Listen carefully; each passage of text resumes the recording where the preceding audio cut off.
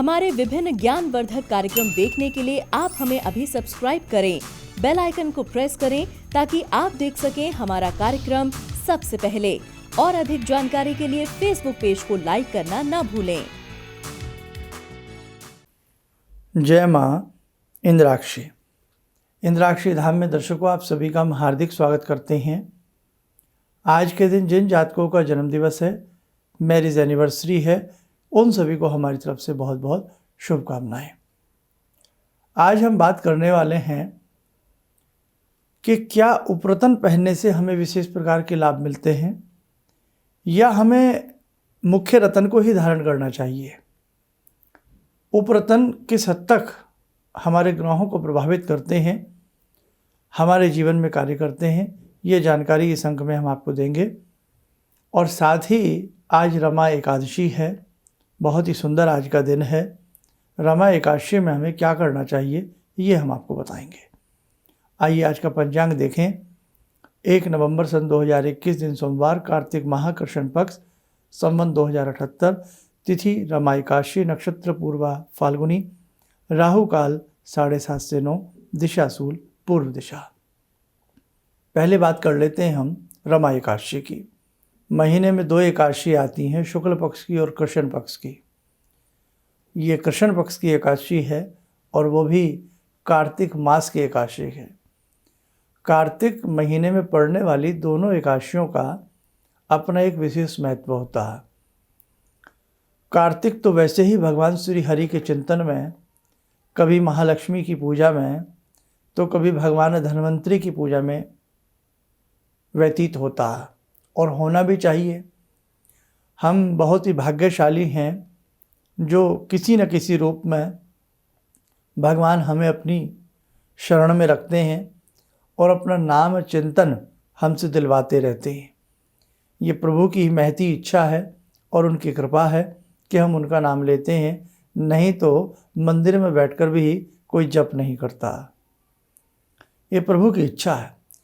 तो आज मेरे साधकों, रमा एकादशी है। आज के दिन भगवान श्री हरि पुरुषोत्तम का चिंतन करें, उनके किसी भी मंत्र जप की साधना करें, पक्षियों को दाना ज़रूर डाला करें एकादशी के दिन। और एकादशी में ये भी ध्यान रखें कि गौ माता की सेवा करना भी ना भूलें। लाचारों में, मजबूरों में, गरीबों में कहीं ना कहीं आज के दिन श्री पुरुषोत्तम के नाम से थोड़ा बहुत फल भी आप वितरित किया करें, जितना आपकी पॉकेट अलाउ करती है। और इसी के साथ साथ पूरे दिन हरि गोविंद हरि नारायण, हरि गोविंद हरि नारायण का चलते फिरते उठते बैठते आप जप करते रहना। तुलसी माता की सेवा करना। तुलसी के 108 नाम भी आज के दिन जपने से विशेष प्रकार के महात्म्य की प्राप्ति होती है। तो कहने का भाव, आज रमा एकादशी का बहुत अच्छा दिन है। आपके घर में जिन्होंने भी ये व्रत रखा हो, आप उनकी सेवा करें, उनकी मन से सेवा करें, तो इससे भी आपको अच्छे पुण्य की प्राप्ति होगी। भले आपने व्रत न रखा हो, लेकिन श्री हरि का चिंतन आज के दिन आप ज़रूर करिएगा, आपको लाभ मिलेगा। अब आइएगा, हम बात करते हैं उपरतन की। कि कई बार हम किसी को अपनी कुंडली दिखाते हैं तो वो हमें उपरतन पहनने की राय देते हैं। जैसे हम पुखराज की जगह हमें पीला सुनहले की राय दी जाती है, येलो टोपाज की राय दी जाती है। माणिक्य की जगह हमें रेड ओनेक्स की राय दी जाती है। और ऐसे ही बुध का रतन जैसे पन्ना होता है, उसके लिए हमें ग्रीन ओनेक्स की राय दी जाती है, तुरमली की राय दी जाती है। नीलम की जगह हमें नीली रतन पहनने की राय दी जाती है। नाना भांति के रत्न हैं और नाना भांति के ही उनके उपरतन होते हैं। इन्हें उपरतन कहा जाता है। ये डुप्लीकेट नहीं होते हैं, लेकिन इनकी क्वालिटी थोड़ी हल्की होती है, इसलिए इनको उनका उपरतन कहा जाता है। जैसे एक व्यक्ति का मुख्य नाम ये है और उसका उपनाम ये है, तो ऐसे ही इनके जो उपरतन होते हैं, उन्हें जब हम पहनते हैं तो उनका असर तो ग्रहों के ऊपर ज़रूर होता है और जिस कार्य के लिए हम पहनते हैं उस कार्य के ऊपर भी असर पड़ता है। अब जैसे बृहस्पति का रतन है, बृहस्पति का रतन बहुत लोग जो लिखते हैं वो विद्या को देखते हुए लिखते हैं कि इस व्यक्ति की, इस बालक की या इस व्यक्ति की विद्या अच्छी हो जाए, ये किसी कंपटीशन एग्ज़ाम की तैयारी कर रहा है, उसमें इसको सफलता मिल जाए, गवर्नमेंट जॉब मिल जाए, या शादी नहीं हो पा रही है, संतान नहीं हो पा रही है, पुत्र की अभिलाषा है, तो भी पुखराज लिखा जाता है। या उस समय उसको बृहस्पति की महादशा है, या उसके बृहस्पति जन्म पत्रिका में बहुत कमज़ोर स्थिति में है, तो विकसित करने के लिए हम उनको राय देते हैं। लेकिन अब पुखराज है, नीलम है, ये बहुत महंगे रत्न होते हैं। इसमें हीरा भी है, बहुत महंगा होता है। पन्ना भी आज की उसमें देखा जाए आज के समय में तो बहुत अच्छी क्वालिटी का जो पन्ना है वो भी बहुत महंगा है।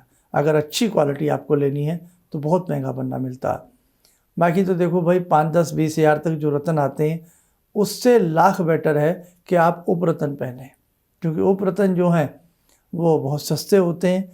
और यदि उपरत्न के साथ साथ उस रत्न से संबंधित उस देव की पूजा भी आप करा लो तो भी आप फ़ायदे में रहोगे।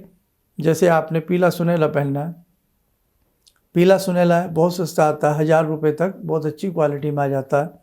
और यदि इसी के साथ आप विष्णु सहस्त्रनाम का या विष्णु मंत्र का या बृहस्पति मंत्र का जाप करा लो 2-4 हज़ार 5,000 रुपया खर्च करके, तो उसकी वैल्यू और बढ़ जाएगी।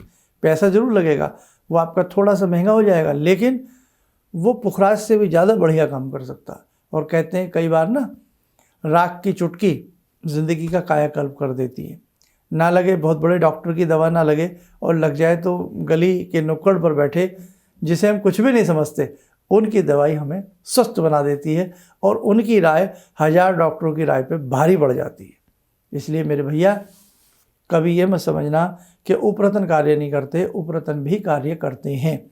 आज मैं इसीलिए आपको समझाने आया हूँ कि बहुत ज़्यादा पैसे ना लगा करके आप उपरत्न धारण करा करें। और नहीं तो हमने बताया था हर रत्न की जड़ी होती है। एक स्वतंत्र एपिसोड बना दूंगा कि किस रत्न के लिए कौन सी जड़ी पहननी चाहिए। जैसे पुखराज के लिए हमने बताया था केले की जड़, सूर्य के लिए हमने माणिक्य के लिए बताया था बेल वृक्ष की जड़, ये पहनी जाए। पन्ने के लिए विधारा की जड़ है ना, बिच्छू जड़ी, शनि के लिए बिच्छू जड़ी की बात कही थी हमने। और राहु के लिए हमने सफ़ेद चंदन में छेद करके या उसके ऊपर नीला डोरा लपेट करके पहना जाए। तो अगर ये भी पहनेंगे तो ये उपरत्न से भी ज़्यादा कार्य करते हैं। लेकिन वो सब चीज़ें हर व्यक्ति को मिल नहीं पाती हैं। कोई केले की जड़ उस विधि विधान से ला नहीं पाता है, बेल की जड़ उस विधि विधान से ला नहीं पाता है, इसलिए उसको फिर बाज़ार जाइएगा और इन रत्नों के उपरत्न, लेकिन उपरत्न प्योर हों। इनमें भी डुप्लीकेसी आती है, ये ध्यान रखना। ये ना हो कि इसमें आप डुप्लीकेट रत्न पहन लें, कांच का पहन लें। अब कांच भी आता है इसमें, और रंगे हुए भी आते हैं, डाइड भी आते हैं, कलरफुल भी आते हैं। तो ये आपको देखना है कि आपको जहाँ से भी लेना है अच्छी जगह से लेना है, फिर आपको वो काम अच्छा करेंगे। सही धातु में पहनना है, सही उंगली में पहनना है, और सही समय पर पहनना है।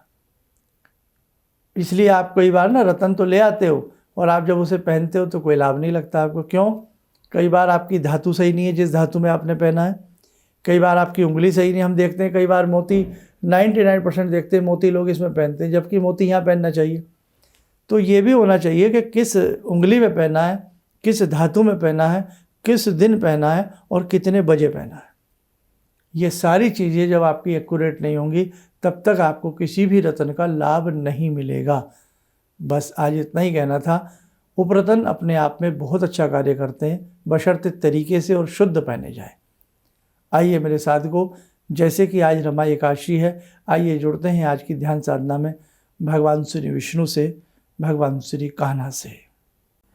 ॐ करारविन्दे न पदारविन्दं मुखारविन्दे विनिवेशयन्तं वटस्य पत्रस्य पुटे शयानं बालामुकुन्दं मनसा स्मरामि, बालामुकुन्दं मनसा स्मरामि।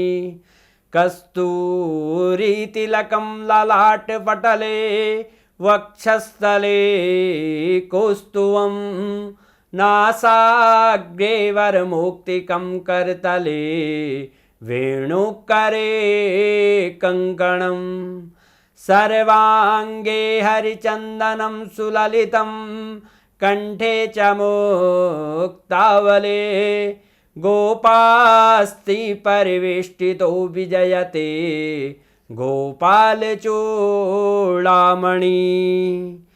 शान्ताकारं भुजगशयनं पद्मनाभं सुरेशं विश्वाधारं गगनसदृशं मेघवर्णं शुभांगं लक्ष्मीकान्तं कमलनयनं योगवृद्ध्यानगम्यं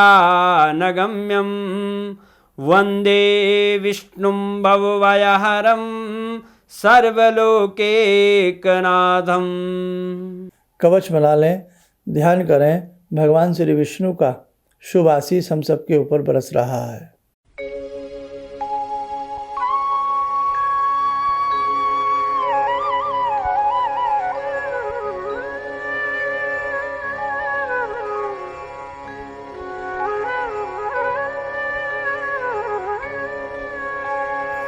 ओम बोलते हुए नेत्र खोलें, सामान्य हो जाएं।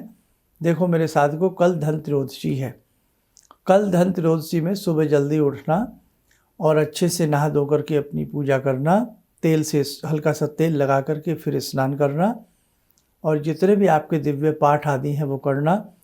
धनतेरस पर क्या खरीदें जिससे घर में शुभ लक्ष्मी का वास हो, इसके लिए हमने विशेषांक बना दिया था, वो आप देख लेना। और दीपावली पर हम कैसे पूजा करें वो विशेषांक बन गया है। दीपावली कितने बजकर कितने मिनट पर हम उसका पूजन करेंगे वो उसी में है, दीपावली विशेषांक में। उसे देख लें, औरों को भी दिखाने का प्रयास करें। और छोटी दीपावली, ये सारी चीज़ें आपको समय समय पर मिलती रहेंगी। नरक चतुर्दशी का भी, और साथ में फिर भ्रात द्वितीया तक हमने एक यम का दीप जलाना है, जो कि कल शाम से लेकर के भ्रात द्वितीया तक 5 दिन तक एक चौमुखा दीपक घर के मुख्य गेट पर, दरवाजे पर जलाया जाता है।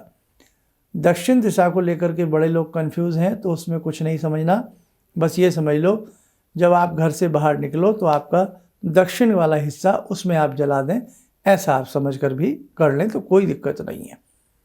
और बाकी धन वर्षा पोटली का भी हमने बता दिया है विशेषांक, वो भी आप देख करके कर लेना। एक चीज़ और कि कल शाम से ही ये दीप जलेगा, ध्यान रखना, कल शाम से यम का दीप जलेगा। उसके लिए हमने फेसबुक और यूट्यूब पर कार्यक्रम दे दिए हैं, आप देख लें।